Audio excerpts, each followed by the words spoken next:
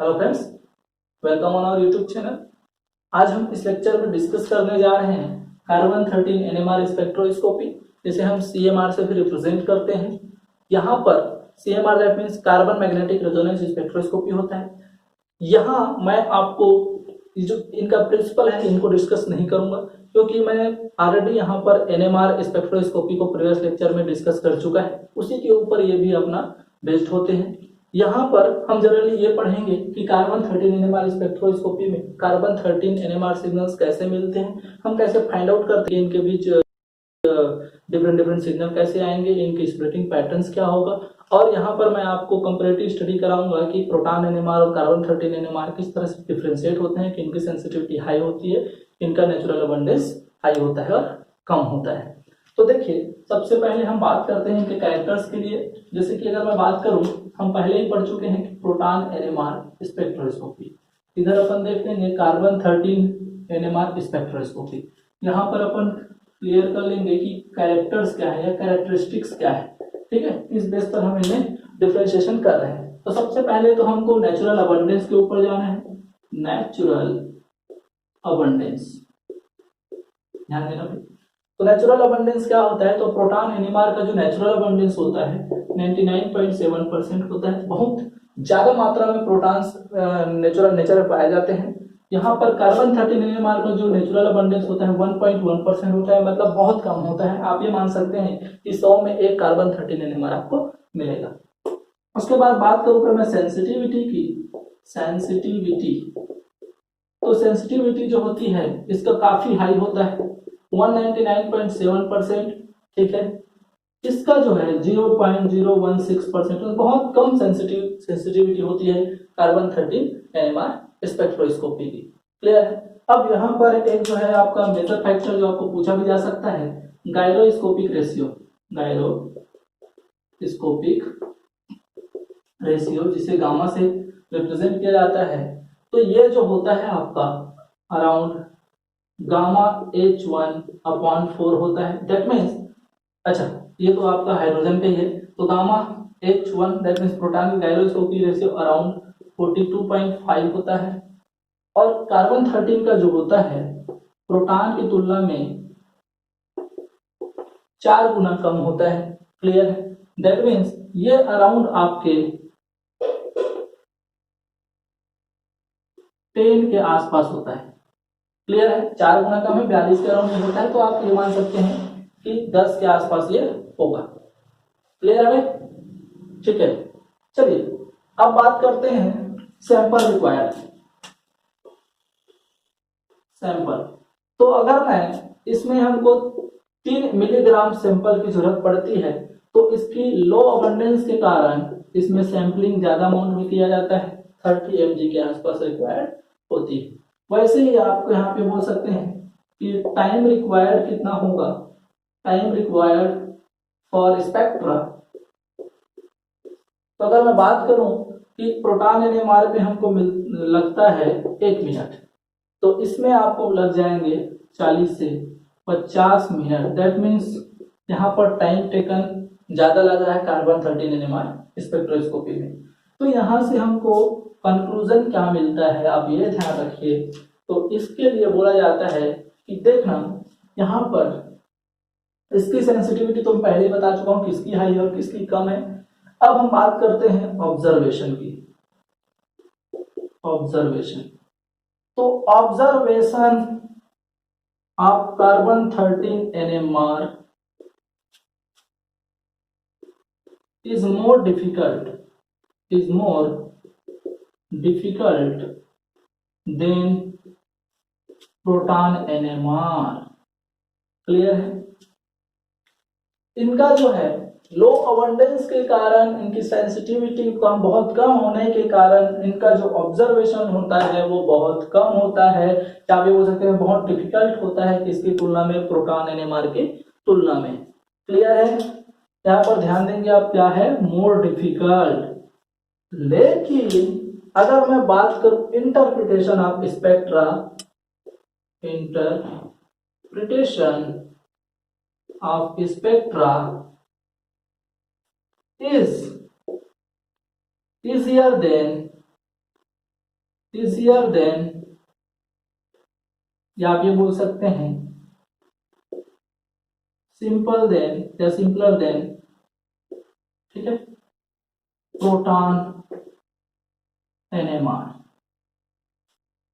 कहने का मतलब यह है कि अगर इंटरप्रिटेशन की बात आई, हमको स्पेक्ट्रा मिल गया है तो उसको इंटरप्रिटेट कैसे करें, कौन किसका सिग्नल है, कौन किसका सिग्नल है, स्प्लिट हुआ है तो किसके कारण हुआ है, ये इंटरप्रिटेट करना कार्बन 13 एनएमआर में सिंपल होता है किसकी तुलना में, प्रोटॉन एनएमआर की तुलना में। लेकिन ऑब्जर्वेशन जो होता है डिफिकल्ट होता है प्रोटॉन एनएमआर की तुलना में। दो आपके लाइंस हैं उसमें आप डिफरेंशिएट आसानी से रखना पड़ेगा ताकि आपको क्वेश्चन बनाने में या आपका ऑब्जेक्टिव टाइप जो क्वेश्चन है जिसमें आपको मल्टीपल चॉइस में ये कमेंट के फॉर्म में आपको पूछा जा सकता है ताकि आप आसानी से इनको फाइंड आउट कर सके, कंफ्यूज ना हो सके, इसलिए आपको ये जानना जरूरी है। क्लियर है? ठीक है, अब देखते हैं जैसे कि अगर मैं बात करूं एक एग्जांपल से, ठीक है भाई, चलिए हम पढ़ते हैं कुछ एग्जांपल्स। उससे पहले कुछ कपलिंग और डीकपलिंग के बारे में जानना बहुत जरूरी है। जैसे कि बात करते हैं, एक एग्जांपल है आपका, ये लीजिए CH2COR, ठीक है। यहां पर मैं बोल रहा हूं कि ये मेरा जो है कार्बन जो है कार्बन 13 है, दैट मीन्स इसका न्यूक्लियाई जो है वो क्या है, न्यूक्लियर स्पिन हाफ है, एक एनएमआर एक्टिव न्यूक्लियाई है। तो यहां पर ये सिग्नल्स तो देंगे, ये लीजिए एक सिग्नल आपको मिल गया, क्या मिल गया क्या भाई, बिल्कुल। अब इसके बाद ध्यान देना आप, यहां पर बोला जाता है कि नेचुरल अबंडेंस जो होता है कार्बन 13 एनएमआर में, कार्बन 13 का नेचुरल अबंडेंस बहुत ही कम होता है, मतलब कार्बन 13 एनएमआर के पाए जाने की प्रोबेबिलिटी बहुत ही कम है। तो कार्बन 13 और कार्बन 13 कपलिंग नॉट ऑब्जर्व बोला जाता है, नॉट ऑब्जर्व। अरे क्लियर है? क्या बोल रहा हूं कि इनके नेचुरल अबंडेंस, इनका पाए जाने की प्रोबेबिलिटी बहुत कम है, तो इनके पास में पाए जाने की प्रोबेबिलिटी तो और बहुत कम है। तो सीधा मतलब क्या है कि कार्बन 13 और कार्बन 13 जो कपलिंग है वो ऑब्जर्व नहीं होता, लेकिन लेकिन लेकिन carbon 13 and proton coupling will be observed। अब प्रोटॉन और कार्बन 13 में कपलिंग अगर हो रहा है तो आपको पता है, अगर आप ऑर्गेनिक कंपाउंड या किसी सैंपल का स्पेक्ट्रा लेते हैं तो प्रोटॉन एनएमआर की जो नेचुरल अबंडेंस बहुत हाई होता है, दैट मीन्स उनके पाए जाने की प्रोबेबिलिटी बहुत हाई है। कहने का मतलब कार्बन 13 एनएमआर को बहुत ही कॉम्प्लेक्स स्पेक्ट्रा में वो स्प्लिटिंग कर देंगे कि कौन भैया, प्रोटॉन। तो इनके कारण स्पेक्ट्रा में क्या आएगा भैया, कॉम्प्लेक्स स्पेक्ट्रा मिलेगा। क्या मिलेगा, कॉम्प्लेक्स, बहुत सारे स्पेक्ट्रा आपको मिलेंगे। और इस प्रॉब्लम को मिनिमाइज किया जाता है, minimize by decoupling method. Decoupling method, अब कॉम्प्लेक्स स्पेक्ट्रा आएंगे तो उनका इंटरप्रिटेशन में बहुत डिफिकल्टी जाएगा, तो उसको मिनिमाइज किया जाता है डीकपलिंग मेथड से। और ये जो डीकपलिंग मेथड है आपके, ध्यान देना, ये दो टाइप से होते हैं, बहुत ही इंपॉर्टेंट है। एक है आपका proton decoupled method, proton decoupled method, या आप ये बोल सकते हैं, लिखते हैं proton decoupled method.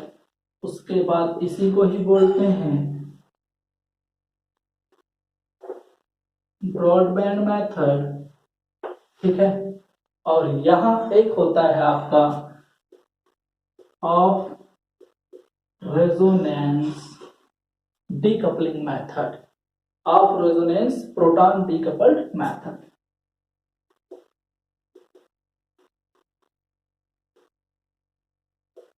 Of resonance proton decoupled method. ये जो आपका ब्रॉडबैंड मेथड है, इस ब्रॉडबैंड मेथड को इस तरह से भी डिनोट किया जाता है।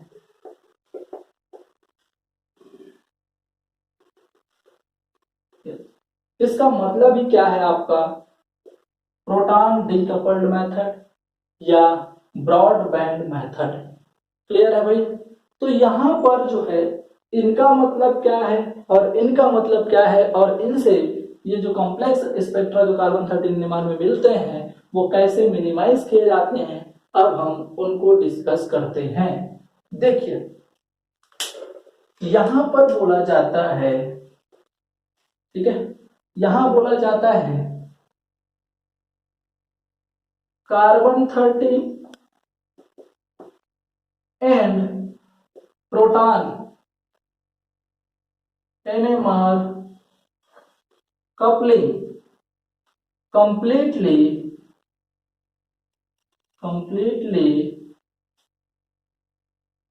inhibited या absent, completely absent। मतलब यहां पर कार्बन 13 NMR और प्रोटॉन NMR जो कपलिंग है वो बिल्कुल क्या होगा, अब्सेंट होगा। लेकिन यहां पर क्या बोला जाता है, तो यहां पर बोला जाता है कि प्रोटॉन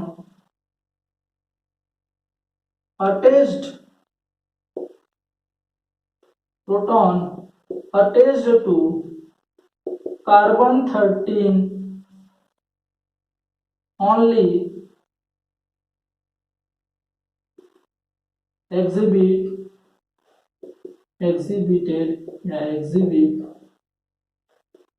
कार्बन 13 प्रोटॉन कपलिंग।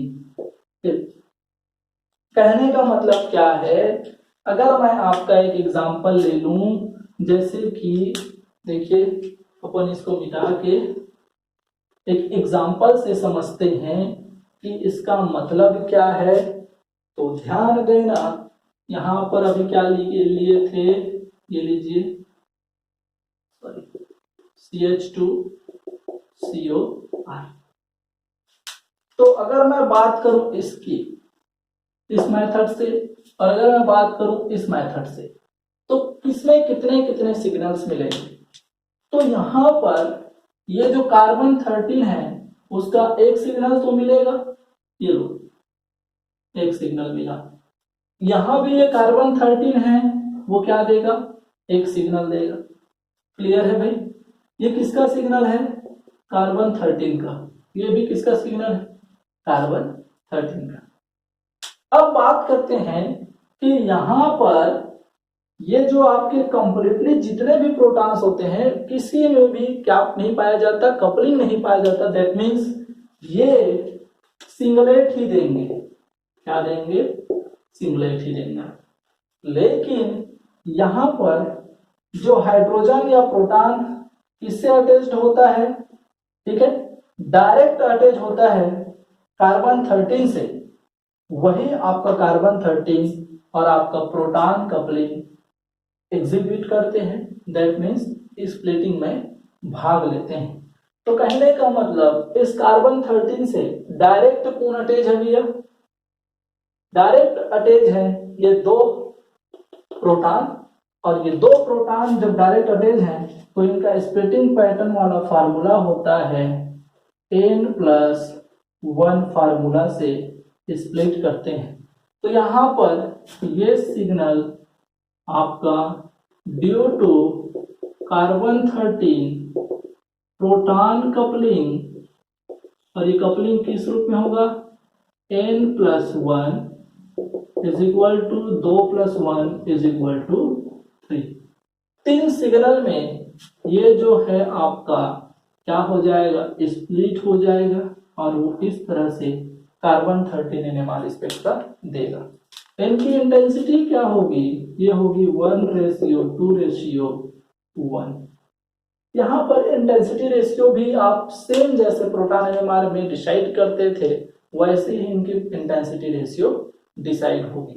तो देखो अगर पूछता है इस एग्जांपल का कि प्रोटॉन डिकपल्ड ब्रॉडबैंड मेथड और H1 इस वाले फॉर्मूला प्रोटॉन कार्बन 13 NMR ऐसे लिख करके देता है, इसका मतलब यह है कि वो स्प्लिटिंग हाइड्रोजन का बिल्कुल भी नहीं पूछ रहा है, वो सिर्फ और सिर्फ कार्बन 13 का जो सिग्नल है वो मिलेगा।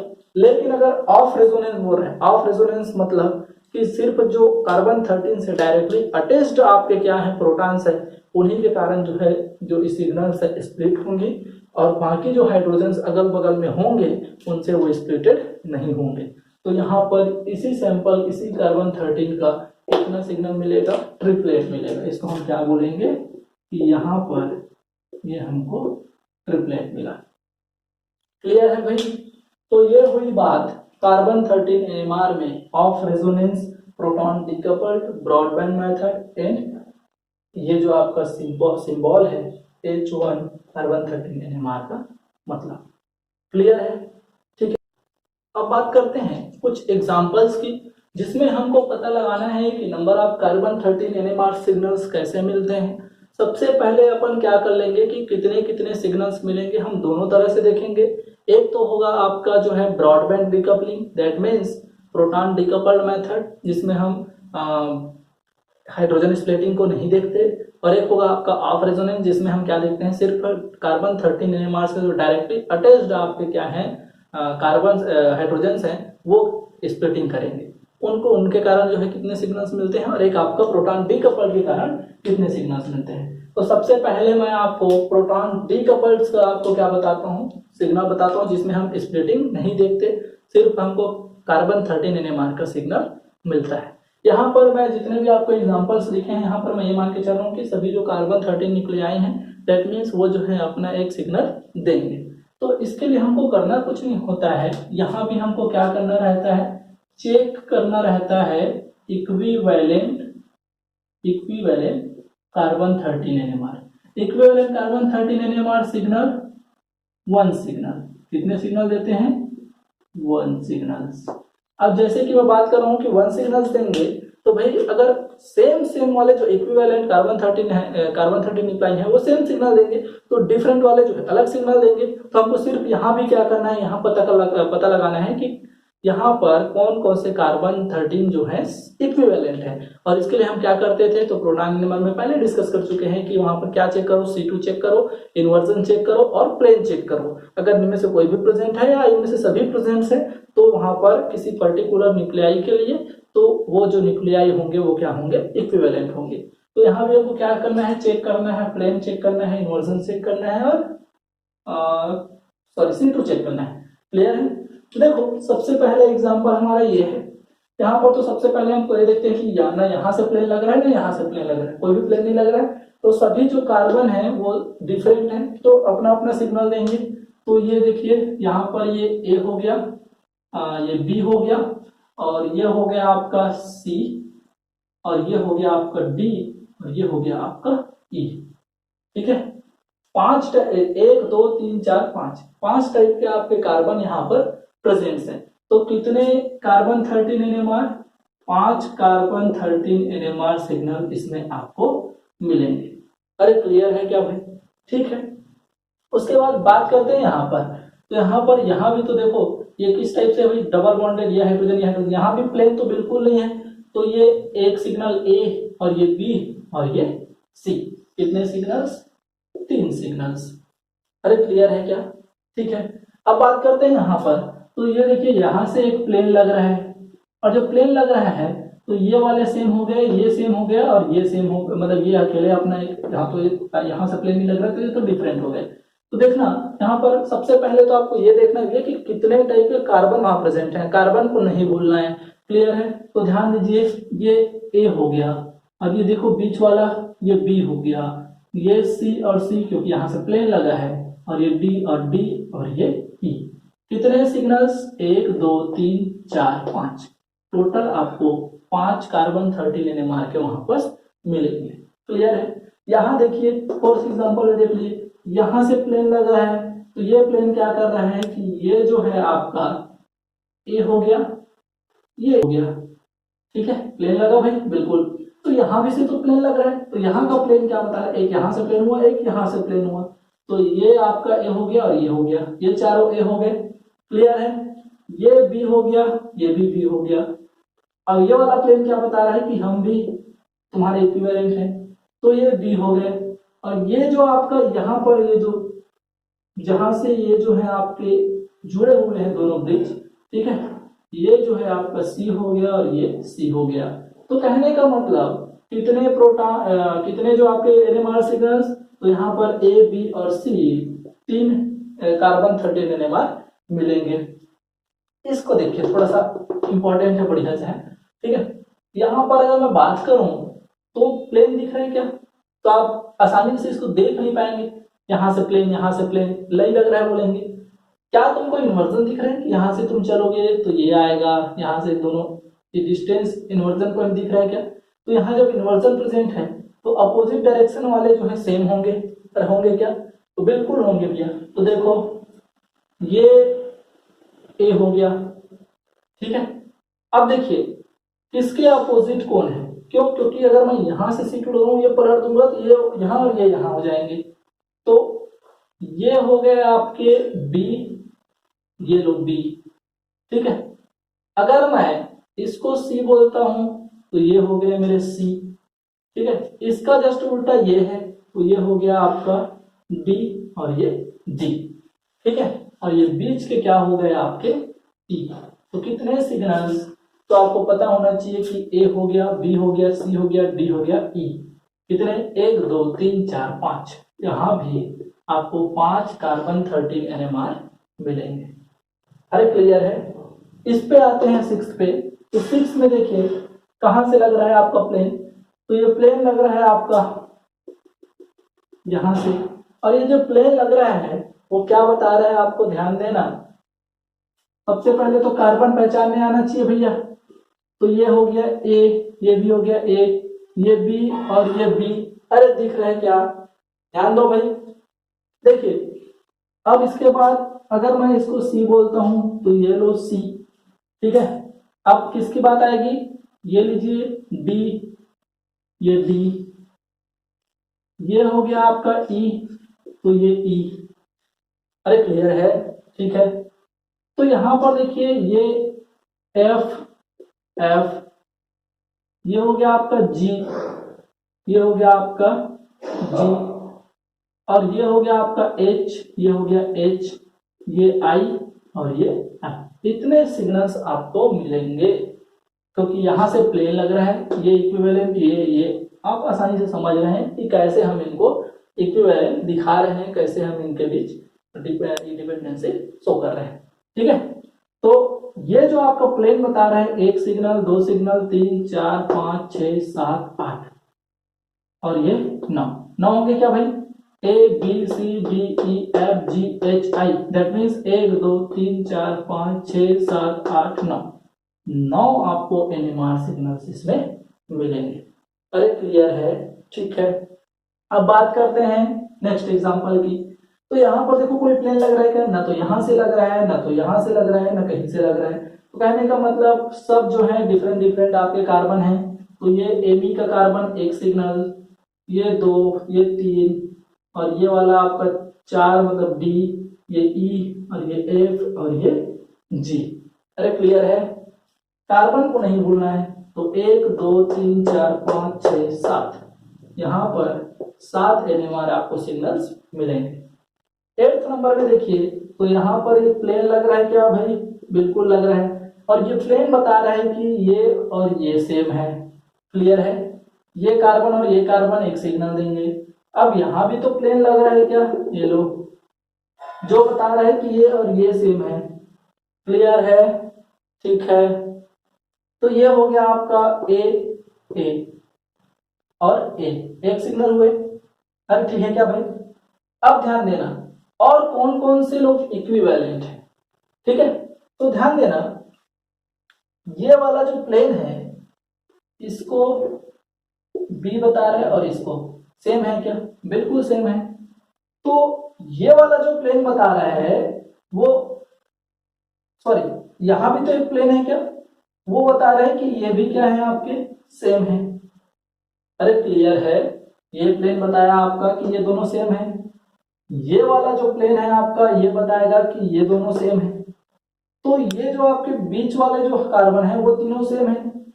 तो क्या आप ये भी बता पा रहे हैं कि ये जो आपके ये जो जिससे CH3 जुड़ा हुआ है ये भी सेम, ठीक है, और ये वाला प्लेन बता रहा है कि ये भी सेम, तो ये हो जाएंगे आपके C और ये C। क्लियर है? तो कितने टाइप के आपके एनएमआर सिग्नल कार्बन 13 एनएमआर मिलेंगे? तो एक ए वाले हो गए, फिर ये बी वाले हो गए और फिर सी वाले हो गए। दैट मीन्स यहाँ पर 3 एनएमआर सिग्नल्स आपको मिलेंगे। क्लियर है भाई? अरे क्लियर है क्या? ठीक है। अब आप ये वाला देखिए कि यहाँ पर कितने सिग्नल्स आपको मिलेंगे। तो ध्यान दीजिएगा, यहां से भी ना प्लेन है, ये ब्रिजिंग वाला मैं पहले समझा चुका हूं, ठीक है। ये आपका ये ऐसे है, ये लीजिए ये बुक से, और ये जो बुक के ऊपर वाला जो है ऐसे ब्रिज वाला, वहां पर एक ब्रिज लगा हुआ है और एक तरफ ये जो है CO जुड़ा हुआ है। तो देखिए ना यहाँ वाला प्लेन है ना, कहीं से भी प्लेन नहीं लग रहा है। तो कहने का मतलब ये वाला कार्बन एक सिग्नल, फिर B, C, D, E, F और ये G। कितने सिग्नल हुए भाई? 1 2 3 4 5 6 7, बिल्कुल 2 2 4 2 6 और 1 7 कार्बन 13 एनएमआर सिग्नल इसमें आपको मिलेंगे।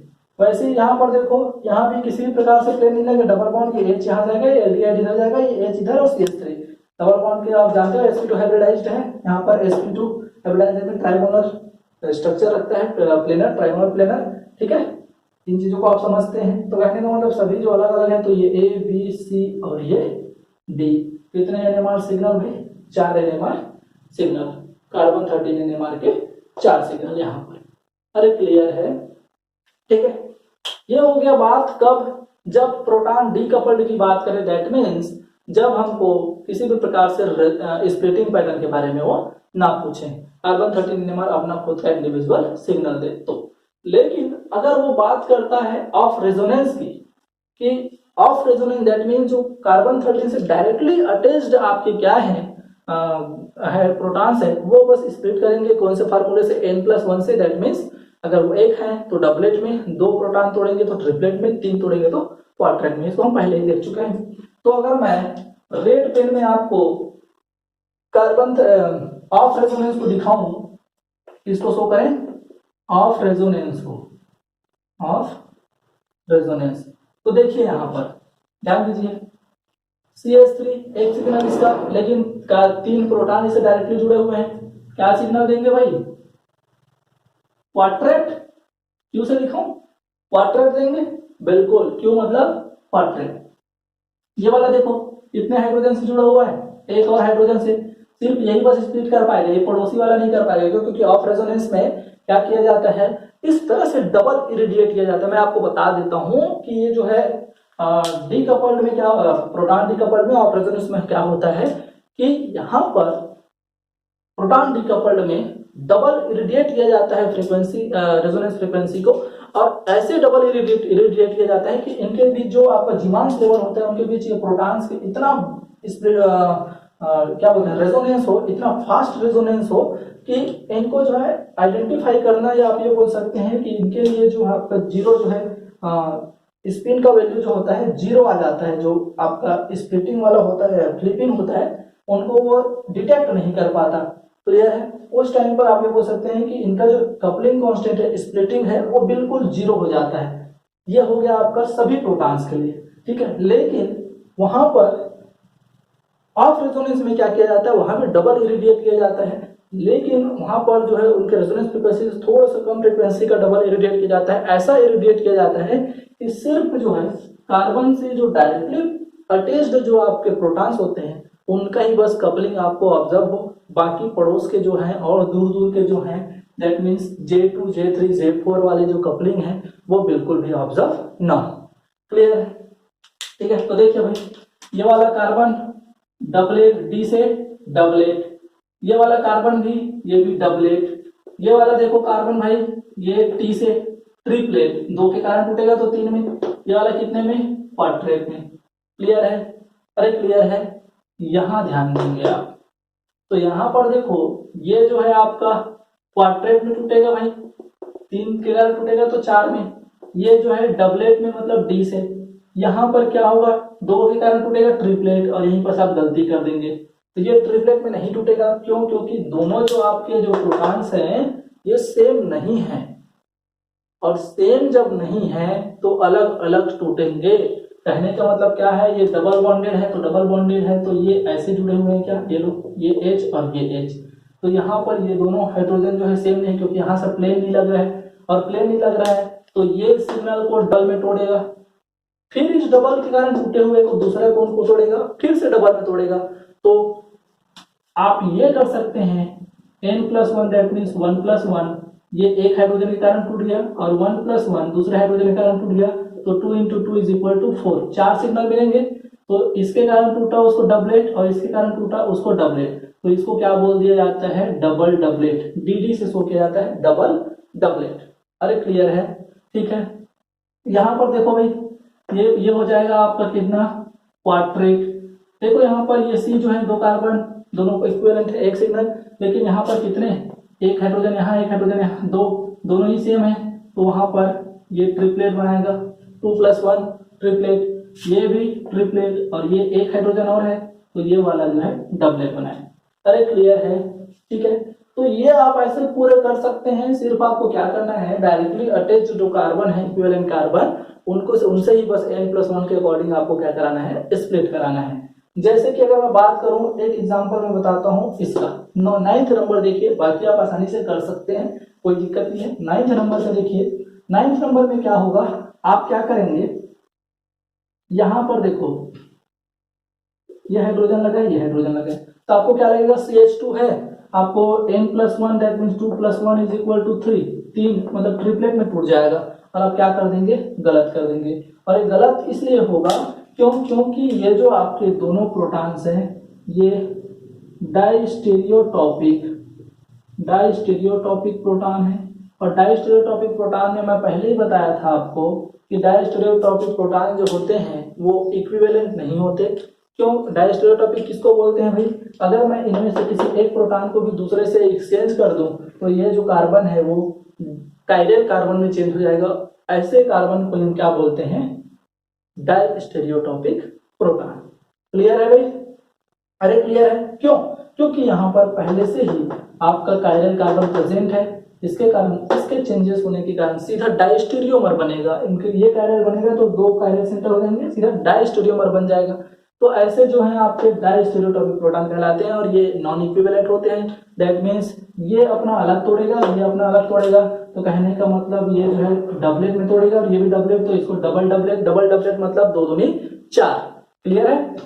तो देखो ये भी, यहाँ भी दो हाइड्रोजन है, ये भी डाइस्टेरियोटॉपिक है भाई, बिल्कुल, तो ये भी क्या, डबल डबलेट में तोड़ेंगे, ये भी डबल डबलेट में तोड़ेंगे, ये भी डबल डबलेट। यहाँ पर सिर्फ एक ही कार्बन, एक ही हाइड्रोजन जुड़ा हुआ है, और तो ये डबलेट देगा। यहाँ भी एक ही हाइड्रोजन जुड़ा हुआ है तो ये भी क्या देगा, डबलेट देगा। यहाँ पर बिल्कुल भी कोई भी हाइड्रोजन नहीं जुड़े हुए हैं, इसलिए सिंगलेट देगा। अरे क्लियर है? इस तरह से आपको इसके स्प्लिटिंग पैटर्न ऑफ रेजोनेंस और प्रोटॉन डीकपल्ड स्पेक्ट्रा को फाइंड आउट किया जाता है। क्लियर है भाई? यहाँ पर देख लीजिए, ये कितने सिग्नल देंगे, कितने सिग्नल देंगे भाई, देखिए ये क्वाड्रेट 3 के कारण टूट गए, ये डबलेट 1 के कारण टूटा, इससे सिर्फ डायरेक्टली अटैच्ड ये हाइड्रोजन है तो ये भी डबलेट, इस कार्बन से डायरेक्टली अटैच्ड ये हाइड्रोजन है तो ये भी डबलेट। क्लियर है? तो ये आपके क्या हैं, कुछ एग्जांपल्स हैं, और इनमें कैसे आपके ऑफ रेजोनेंस स्पेक्ट्रा और प्रोटॉन डीकपल्ड स्पेक्ट्रा को फाइंड आउट किया जाता है। आई होप कि आपको वीडियो पसंद आया होगा। Thank you for watching.